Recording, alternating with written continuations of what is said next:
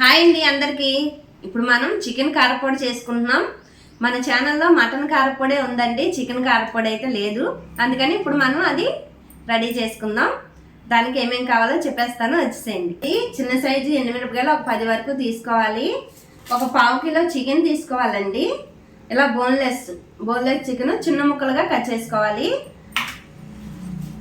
ఇదిగోండి 1 ఇంచు అల్లం ముక్క, ఒక వెల్లుల్లిపాయ ఇలా రేకలు ఒలుచుకొని పెట్టుకోవాలి.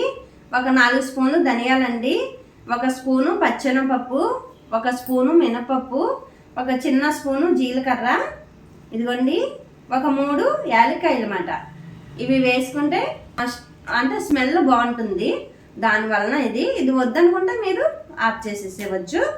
దీంతో పాటు కరివేపాకు వేసుకోవాలండి. నా దగ్గర అందుబాటులో లేదు కరివేపాకు, అందుకే వేయట్లేదు. లవంగి, దాల్చిన చెక్క కూడా వేసుకోవచ్చు, కాకపోతే సమ్మర్ కదండి, మనకు ఆల్రెడీ మనకి ఒంట్లో వీట్ ఉంటుంది, అందుకని అవి వేస్తే వేడని నేను వేయట్లేదు. మీకు కావాలంటే వేసుకోండి.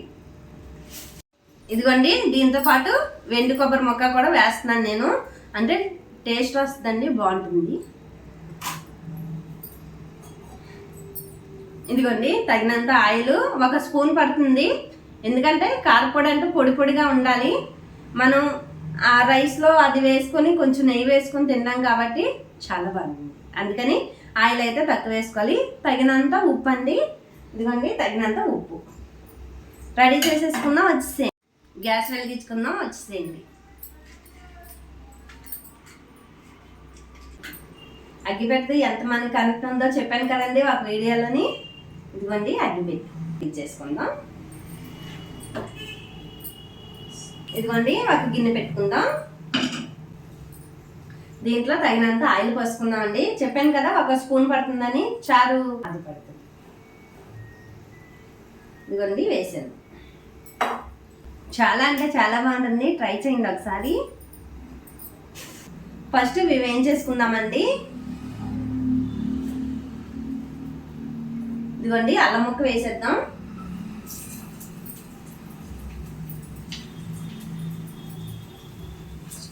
లవంగి, దాల్చిన చెక్క వేయట్లేదు కాబట్టి నేను అల్లం ముక్క వేసానండి. కొంచెం అంటే నీచు వాసన అన్నది రాకుండా ఉంటుంది. చికెన్ కొంచెం నీచు వాసన వస్తుంది కదా, అది రాకుండా ఉంటుంది.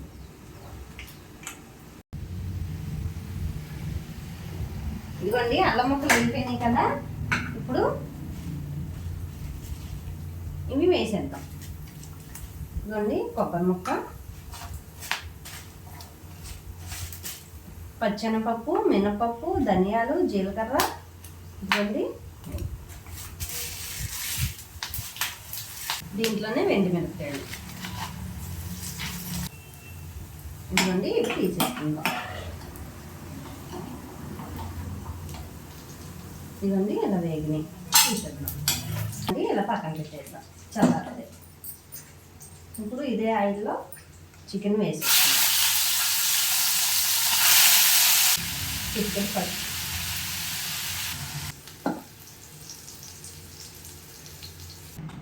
ఇదిగోండి ఇవన్నీ చల్లారిపోయినాయి కదా, మిక్సీ వేసేసుకుందాం. ఇప్పుడు ఇదిగోండి నేను ఉప్పు కూడా ఇందులోనే వేసేసాను, చక్కగా మిక్సీ పట్టేసుకుందాం. ఇవి వేయించేప్పుడు అయితే దగ్గరే ఉండాలండి. టీవీలో సీరియల్ ఇంట్రెస్టింగ్గా ఉంది కదా అని మనం ఎక్కడ పెట్టి అక్కడికి వెళ్ళి కూర్చున్నాం అనుకోండి, మాడిపోయి బొగ్గు అయిపోతాయి. అందుకని ఇవి వేయించుకున్నప్పుడు అయితే మనం అయితే పొయ్యి దగ్గర ఉండాలి కంపల్సరీగా. సరే తరలే, ఎన్నెన్నో అనుకుంటాం, అన్ని జరుగుతాయి ఏమిటి?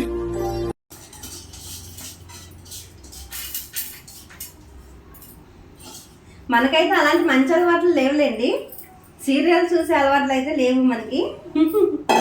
ఉన్న వాళ్ళ కోసం చెప్తున్నాను నేను. మిక్సీ పట్టేసుకుందామండి.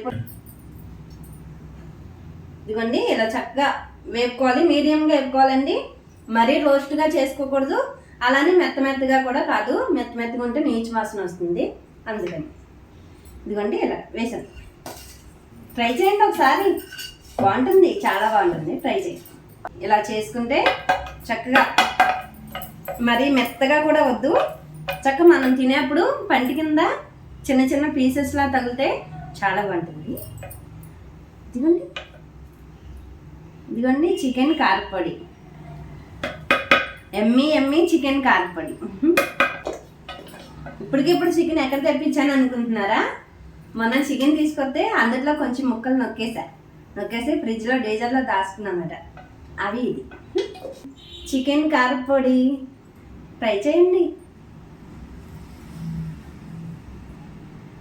స్మెల్ అయితే అదిరిపోయింది, సూపర్ ఉంది. తప్పకుండా ట్రై చేయండి. ఉంటాండి, బాయ్.